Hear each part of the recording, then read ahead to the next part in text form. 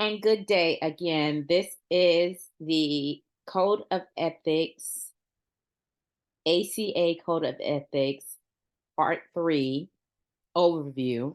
I'm Dr. Latasha McElwain. We're going to go over the Code of Ethics in the third part, addressing the final three sections. The mission of the American Counseling Association is to enhance the quality of life in society by promoting and promoting the development of professional counselors, advancing the counseling profession, and using the profession and practice of counseling to promote respect and dignity and diversity.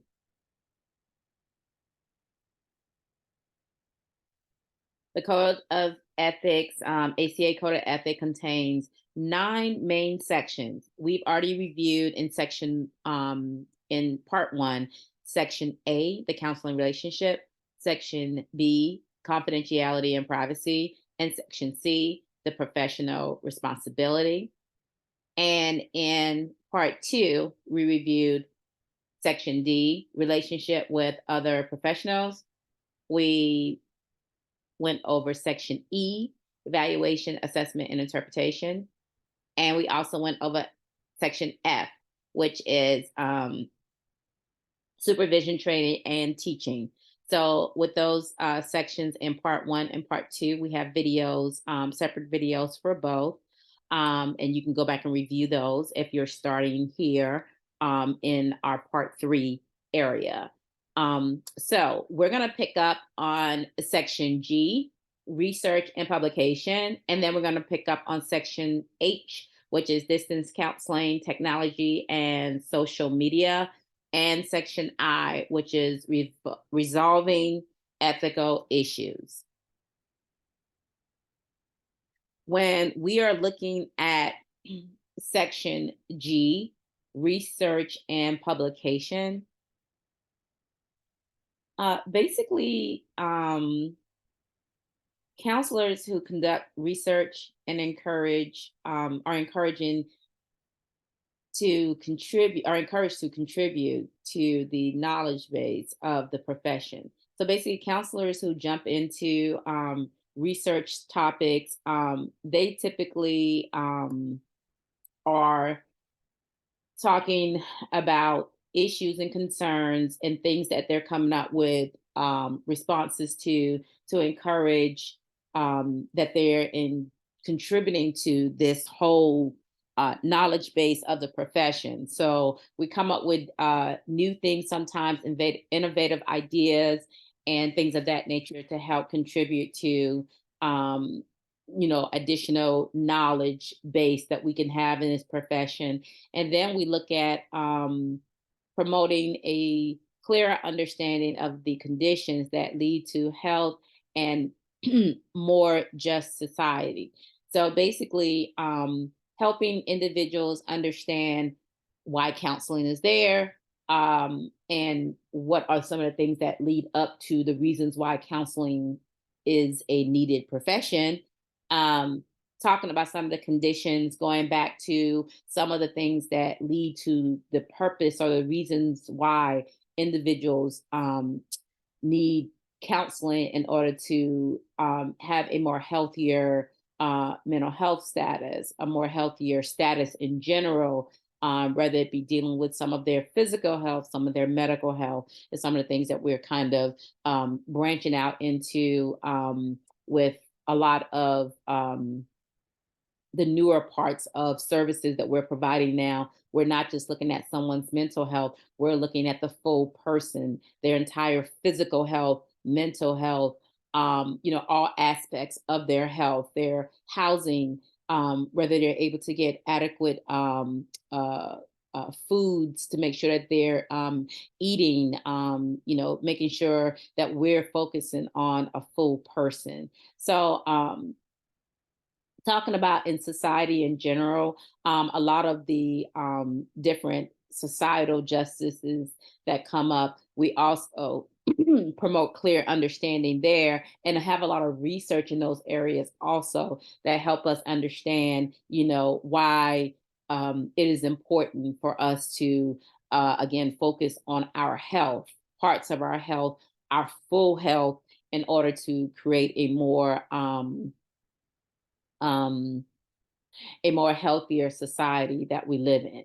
So, counselors also support the efforts of research by participating fully and willingly whenever possible when it comes down to many of these issues and these concerns. We get involved in different type of efforts for research to make sure that we are promoting definitely a more clear understanding. Again, going back to that, but we are involved in making sure that people understand, what the need is, why the need is there, and what we can do to help address that need to end up with more successful solutions and outcomes.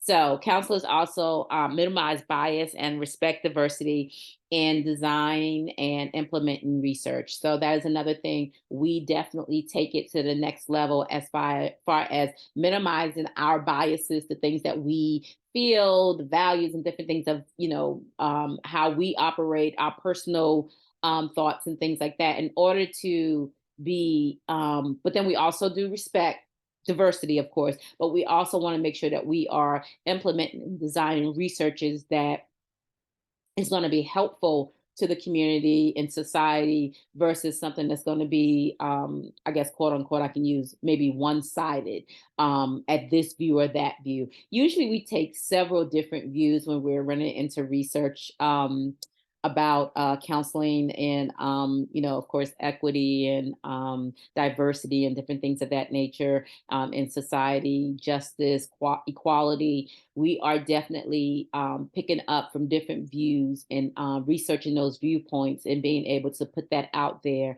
I can attest to that doing a dissertation. When I did my dissertation, it was definitely about counselors, yes, but it was more so from the counselors' point of view or the counselor's perspective on how we felt like our programs that we were implementing and providing a service to individuals, whether it was helpful and whether it was effective to individuals, whether we saw a lot of repeat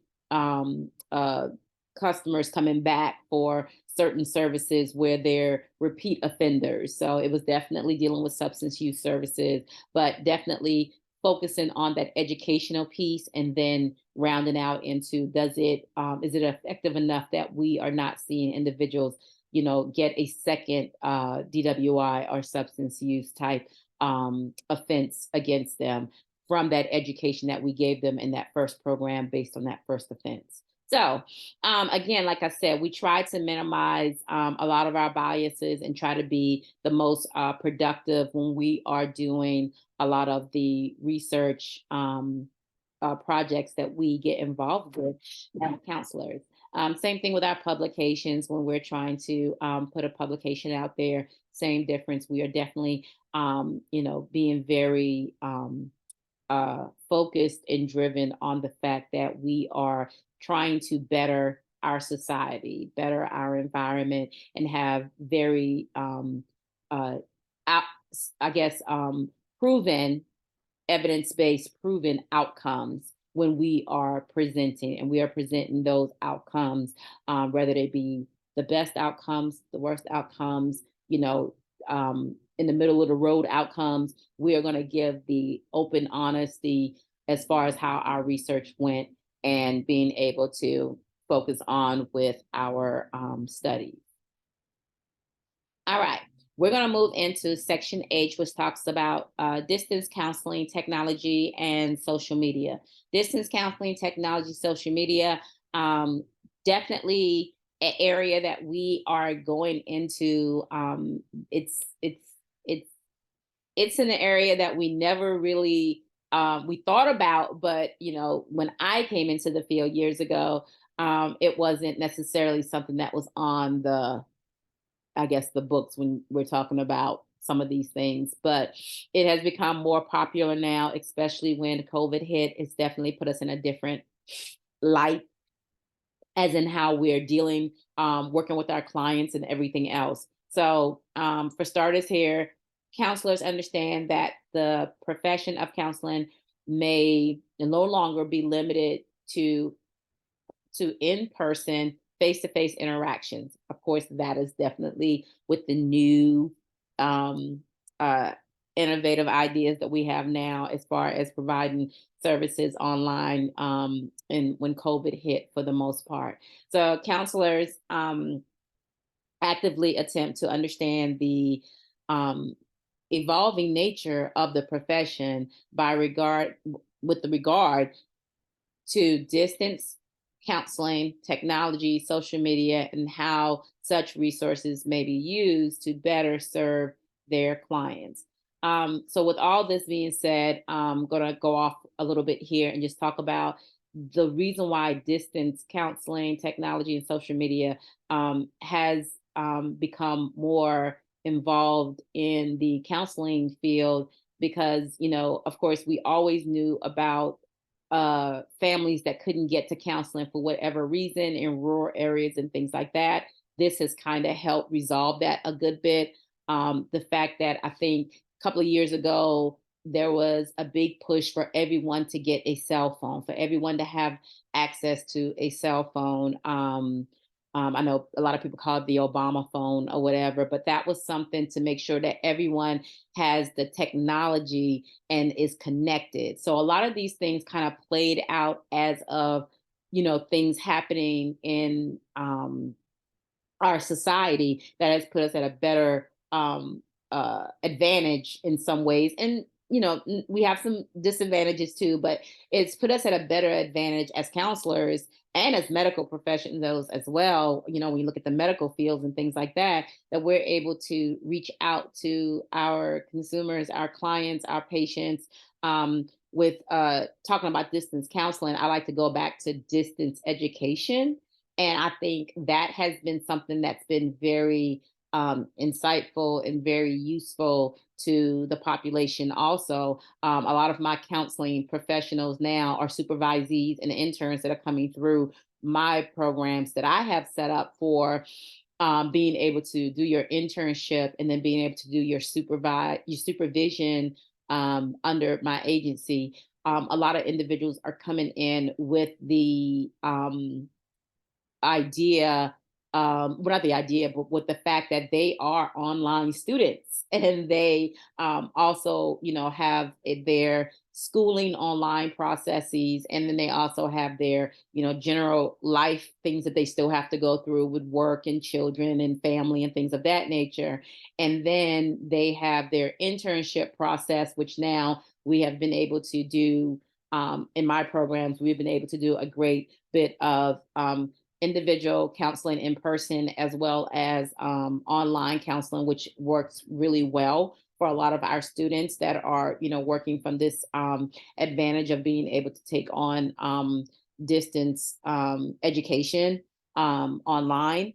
So that's been something that we've seen. And then when it comes down to supervision, of course, during COVID, we could not meet face to face. We were, forbidden, or it was in our best interest not to meet in group settings. So we definitely was able to use a lot of technology in order to continue our supervision, and supervision just didn't end for people. We were able to do group sessions through avenues like Zoom that became more HIPAA compliant during COVID. We were also able to, I know a lot of different states went with, if we had to do telephone calls, we had to do telephone calls because, at one point we weren't sure what we were dealing with, if it was a different animal for us when it came to providing some of those supervision and of course counseling services as well. It's not something that is our go-to, but at that time it became pretty crucial for us to be able to use some type of distance counseling tool or some technology, and maybe um, getting information out there through social media if need be. Of course, not confidential information, but different things of that nature. So, with that being said, I'm going to move on and talk about, and I'll come back to this a little bit later, but I'll move on and talk about counselors strive to become knowledgeable about these resources, and we are doing just that counselors are understanding the additional concerns related to using distance counseling, technology, and social media, and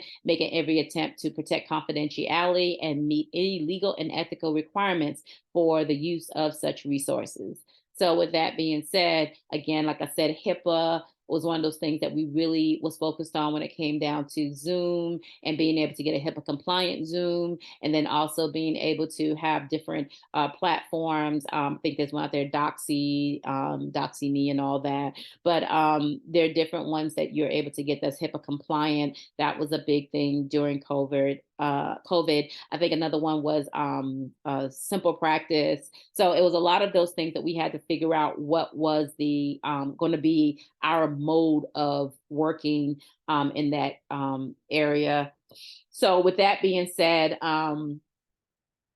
again, when it comes down to distance counseling, technology, social media, one of the things, social media has been a big level to jump across for many professionals. I had just a supervision conversation last night with one of my supervisees in regards to social media. Well, no, their actual question was in regards to marketing themselves. And I had to help them understand what the new ways of marketing themselves, as well as the old way of marketing themselves. A lot of times I tell them printed brochures and different, you know, business cards and things like that. It's still information that works, that you don't have to be somewhere and someone can pick up your information and all of a sudden you're getting a phone call for a potential client or potential experience or potential exposure to something or something new that's coming along that someone's interested in having you involved in. So, you know, printed media is always good, you know, getting on a TV show or getting on a, I'm not a TV show, but like a news, being one of the news educators where the anchor will reach out to you about a certain topic. That's always very helpful as well when we're talking about marketing for the services that we provide, and actually being able to display our education levels and what we're able to do and our knowledge base. So social media has been a helping hand for that. And again, like I said, she called me about marketing. So, you know, asking her what she wanted to do and how she wanted to put herself out there, letting her know that social media and letting her know some of the guidelines with social media is a another way that people do promote themselves when it comes down to business. And then having that off counseling type conversation with her, which was a business conversation with her, with what and how and where business marketing is going, where you know, a lot of programs are, you know, getting on your LinkedIn or getting on the Instagram pages or getting on the YouTubes, the LinkedIn. Some of them are even, you know, venturing out into TikTok. But there are a lot of different social media avenues out there to get your information out there, that you're providing services and that you are providing this education and that you are on top of your you know, knowledge base for counseling and able to let people know that you have a service, like I say, a knowledge base that you are willing to share with the community. So that was one thing that I really tried to horn in on last night, doing some supervision to the point where she understood where, you know, she is as a counseling profession, what she's going to provide to the community as that counseling profession, and then how she's going to get that information out there. And one of my biggest things that I said to her was, you know, post, post, post. When you do things, you want to post your sometimes I explained to her, like, some people post their journey, some people post their adventure, some people post their you know, sometimes they may even post that, oh, it's their birthday or something like that, or it's 1 year that they've been licensed, or 5 years being licensed and now they're going in the supervisory status, and they want to get that information out there that they are now going to be a supervisor and they have the expertise, the skills, and they're ready to, you know, put it out there so people to, you know, to know them as the expert, or you know what they do. So that's one of the reasons why we do use social media We also use it to promote different things that we have going on. If you have a workshop coming up, if you have a specific service like a anger management group, or a educating parents on special needs or something like that, or helping parents understand what it is to have an IEP, or how to help them navigate through systems and things of that nature. And I state those things because those are some of the things that I'm currently doing. So wanting to make sure that that's something that you can do to promote yourself, of course, in a legal and ethical, with those requirements in place, knowing what you can and cannot say or do.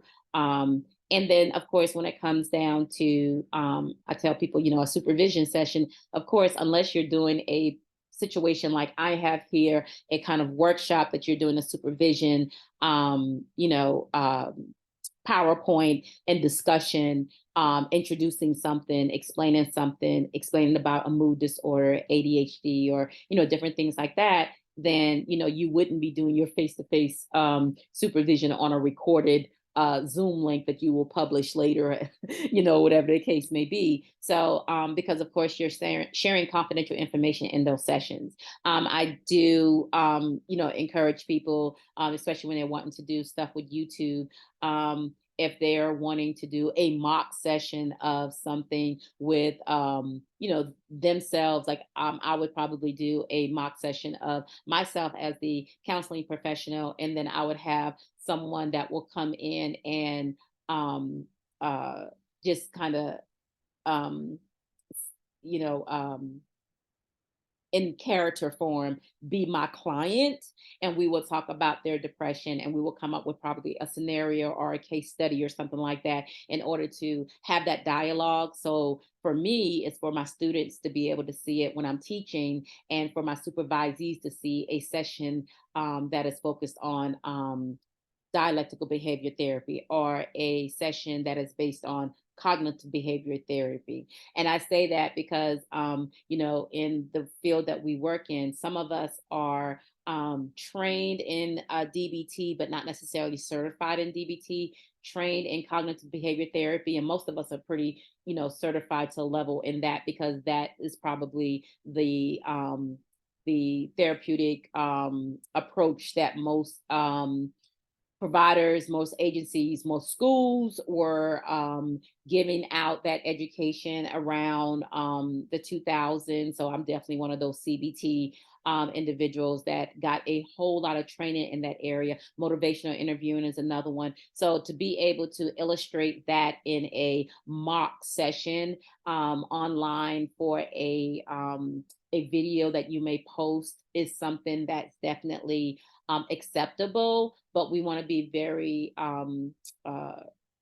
make sure that we're not posting per se a actual client doing that, because then that goes into the protection of confidentiality. I mean, some HIPAA violations, legal matters, ethical matters, all of that come into play if you were doing a quote unquote session and you made that your mock session for YouTube. That's not acceptable. So it's just really figuring out what and where you kind of realize you can operate within the boundaries of your, ACA code of ethics, however you're managing and, running your services and things of that nature, but making sure that you're staying within the guidelines of what your licensure, what your code of ethics is saying, best practices, and all that good stuff. So when it comes down to doing your sessions, of course, I tell people, you get your HIPAA compliant outlets that you're going to work, or platforms you're going to work from. Of course, that doesn't mean Facebook Live or Facebook groups. Those are not HIPAA compliant. So we'll stay away from those. We'll stay away from the ones that we know that are not HIPAA compliant. If you don't know whether it's HIPAA compliant or not, I always tell everyone, you can Google that and find out. You can also check with your board. You can also contact the American Counseling Association. They will tell you also, but there's so many avenues out there where that has become a point of education for us as counselors and therapists over the past few years and over, now it's going to be a long haul going forward, because we have to know how we can reach our clients, reach our supervisees, reach our students, and all those good areas to be able to help them. But we also want to protect all of those areas that we have to protect: confidentiality, their legal, rights, as well as ethical requirements, and making sure that we, again, like I said, are in HIPAA compliance when we're, providing a service. I go back to sometimes even some of the things that we say online, depending on what we're saying. I've made, comments online. Oh my goodness, I had 3 sessions today, and all 3 sessions I found out that my couples are now all expecting. I feel like a super therapist. That is a very, vague comment to make for the most part. And I'm not putting anyone's identity out there, anything like that. But I'm really, sharing that I've been working with couples that, we've been working through, marriage counseling. And I feel super that, one of the things that they wanted to work towards was their communication. And then also working towards, building a family, after some of the stuff is resolved, and they have been successful in doing so. So that makes me proud, of course. And I would put something like that out there just to say I feel like a super therapist today. So with that being said, we know we won't, do any, specific information about individuals. I tell people, watch those conversations that people kind of put on, Facebook, as in I said so and so, client said so and so. I wouldn't do that. I think that might be a little, not tasteful, um, you know, for the most part. So I don't do things like that, which I've read things like that. But yeah, I try to stay away from different things like that. So because it could single individuals out, and it could become a point of tension for you if someone is offended by doing just that. So again, I know years back we also used to talk about social media as far as friending clients and things like that. That is not a rule of thumb for me. I typically will tell people I don't friend clients, especially current clients. Years later and things like that. Yes, there are people that have been my client that's on my Facebook page now, that are no longer clients of mine. I no longer provide any services to them, but they want to know how's my, great therapist or nice therapist I used to work with, how she's doing. So when they, want to do that, and of course, we have no reason to become, in that therapeutic relationship anymore. People I've been seeing back in 2000, early 2000s, 2010, 2000, 13, 15, things like that, have, found themselves on my Facebook page and have been very supportive in the work that I'm continuing to do. So I've never had a concern with that for the most part. But again, I do not friend um, brand new clients or clients that are currently under my care. I really don't do that for any purpose or reason. I just don't. I never did. So I always tell people, friending people on different things, you want to be mindful of that too. You never know what other people's motives are for friending you. So you definitely want to be mindful of that. I myself, I run a pretty, I feel like I run a pretty just and firm ship when I'm doing any level of service. So I think that, I have never had a person that's disrespected me in that manner, shape, or form. Even with the fact that I publicize other things I'm doing besides counseling services on many of my social media pages. I put out there the different type of businesses that I am involved in and the things that I am doing that interest me as well. So I say that to say we want to be very careful with the technology, social media, and considering distance counseling. We do want to be careful with it, and we do want to have conversations around it. So again, like I said, there's a advantage and disadvantages, and we have to know how to stay clear of a lot of those disadvantages so that we don't get into any hot water when it comes down to confidentiality. Like I say, HIPAA compliant areas, legalities, as well as ethical requirements. So from there, we're going to move on. We're going to jump into section I, which is resolving ethical issues. So, um, Professional counselors behave in an ethical and legal manner. Um, they are aware of the client's welfare, trust, aware of that client welfare, trust in the professional, depend on a high level of professional conduct. So we want to make sure that we are aware of what's going on with our clients, that we have a high level of professional trust there, and we are making sure that we are conducting ourselves in a highly professional manner. So we hold other counselors to the same standards and are willing to take appropriate action to ensure that the standards are upheld. That is, I tell people, no one wants to necessarily be the whistleblower, but if you see something that is going on, especially in some of the settings that I uh, participate in services in, I do and oversee services. I tell patients, I tell clients, I tell other counseling professionals, if you see something going on that is not right and that you feel is wrong, if you want to address it, you are a person with rights. You have the dignity and you can have the respect to be able to, approach something. But if you feel there's something that's going on, feel free to contact and have questions about it. Use your questioning attitude or your questioning curiosity as to why that is happening, and you feel like it is not an appropriate action that ensures an upstanding standard, in the scenario or situation. So you really want to focus on, you know, if you're being held to a certain standard, everyone should be held to a certain standard as well, especially if they're on a professional level.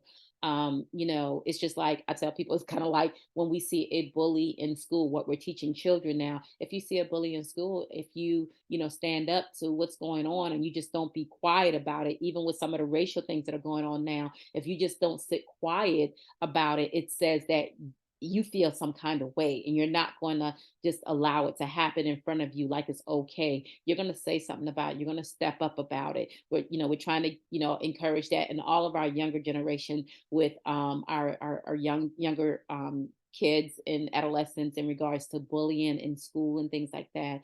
When it comes to racial things, even as adults, we don't want to just stand by and allow someone to make fun of someone else because of race or whatever the case may be. We want everyone to be held to the same standard, and we want everyone to, be respectful of other people and be respectful of other people's differences and understand that even when it comes to people with special needs, we're not going to be teasing someone because of whatever. We are wanting everyone to be held to the same standard, as in, that's unacceptable. That's not what we do. That's not appropriate actions. So, again, want to talk about counselors striving to resolve ethical dilemmas with a direct and open communication among all parties involved and seeking consultation with colleagues and supervisors when necessary. So we want to be able to, it's kind of what we are, again, putting out there to society now, is that we want to be able to resolve conflict in the most ethical possible way. When there's an ethical dilemma, we want to try to resolve it. We want to have open communication. We want to have direct communication. We want to consult with parties that would be able to help us. We want all the parties involved in the communication, in the direct communication, the open communication. We want to consult with individuals that are going to be able to assist us if necessary, making sure that we are, addressing the concern. Again, counselors incorporate ethical practice into their daily professional work and engage in ongoing professional development regarding current topics of ethical and legal issues in counseling. Counselors become familiar with the ACA policy and procedures for processing complaints and ethical violations. Also, we use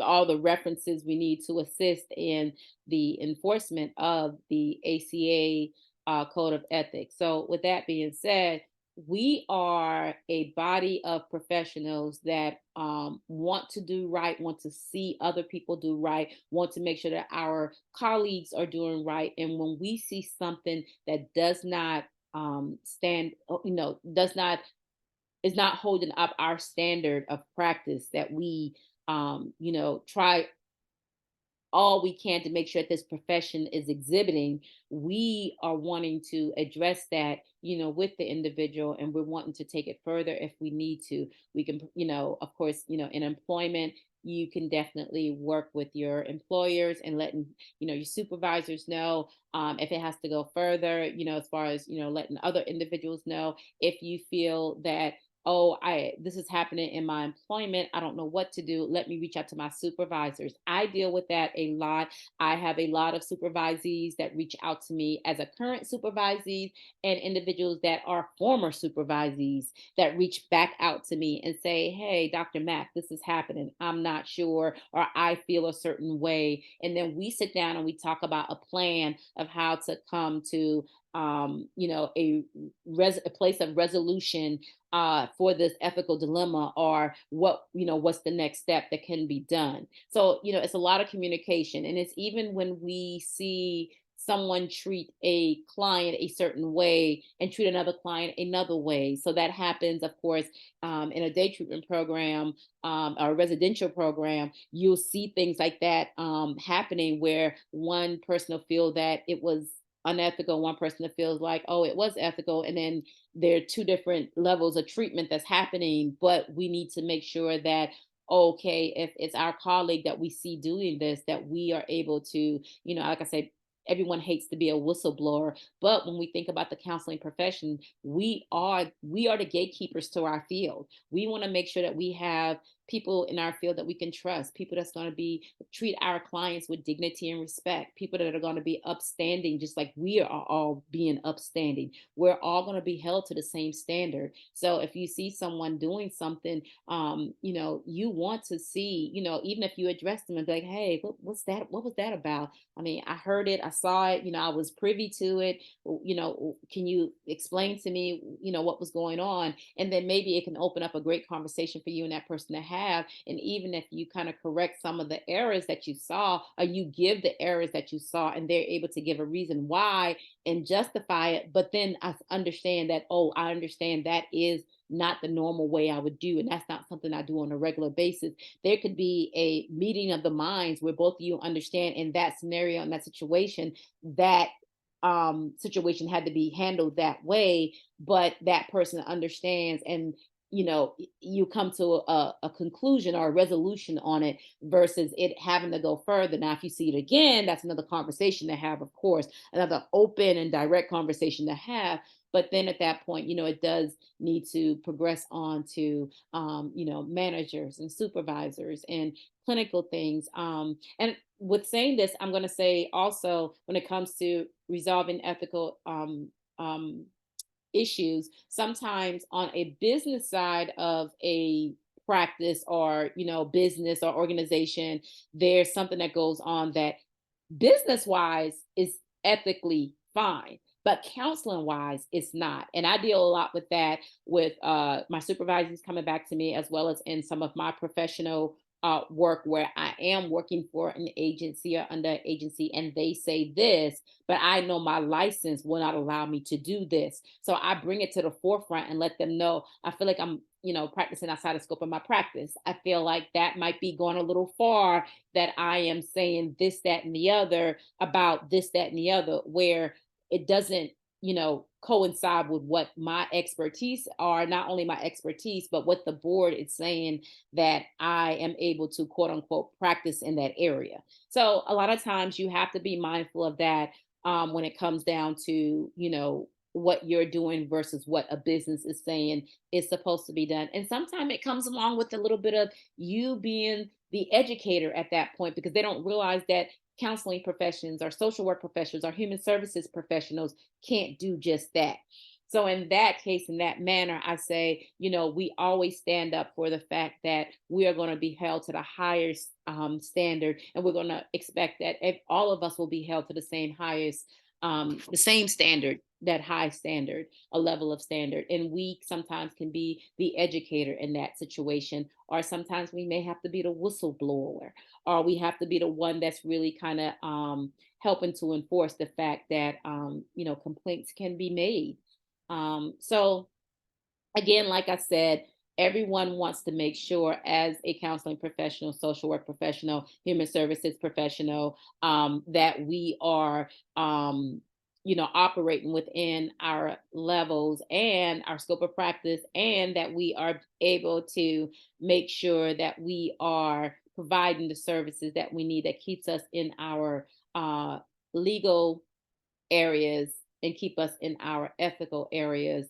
And we're not going outside of those to have a violation placed on us for the most part. So, like I always say, every situation is different. I've seen things go to the board, and that was a problem for one board, but wasn't a problem for another board. I've seen things go to the board where, one individual thinks it's something to talk about, and they send it to the board, and the board comes back and say, oh no, this is really nothing for us to address, or we have investigated it and we came up with nothing. We came up with a whatever, but it wasn't nothing like a big old reprimand we had to do or anything like that, because it's something that happens, and we just made our counseling individual aware of it, and made sure that they understood what they can and cannot do, and what their the limits are. And then that was it. So again, like I said, if you're ever in doubt, you can always consult with other individuals.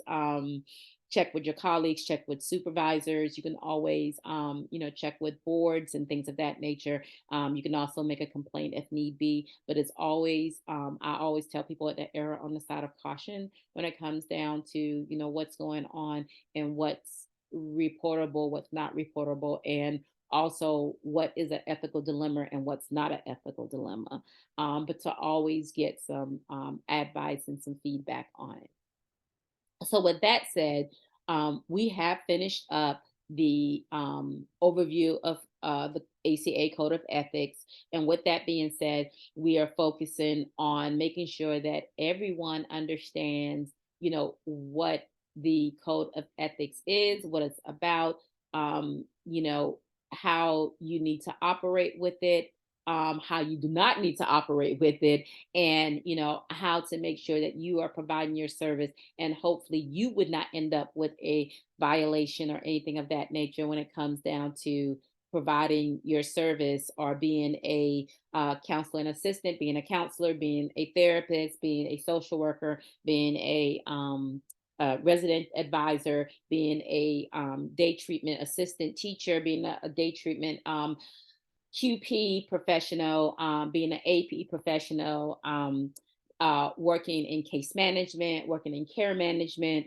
working on the level, whether you're licensed, unlicensed, interning, supervisee, supervisor, head counselor, lead counselor, team leads, and things of that nature. All those areas of administrative duties that we have, that we are still operating within the American Counseling Association Code of Ethics, and making sure that we are doing our part, and making sure we're upholding, again, our code of ethics, and we are staying at a neutral point where we are not overstepping the boundaries and end up in legal situations, and end up in situations where we are trying to defend our license or our profession, or whatever the case may be. However we're going about it, we need to just make sure that we are understanding and carrying out. So again, with all this being shared, totally understanding what to do and what not to do, and how to perform as a professional. With that being said, thank you so much for joining us. Again, we have three parts to these videos about the ACA Code of Ethics: part one, part two, and part three, where we go over the 9 areas and we break them down, and we talk in layman's terms about them, as well as talking about them in, very professional manner, to the point where we need to make sure that we are definitely staying on point and staying focused. Thank you so much. This is Dr. Latasha McElwain with the overview of the ACA, American Counseling Association Code of Ethics.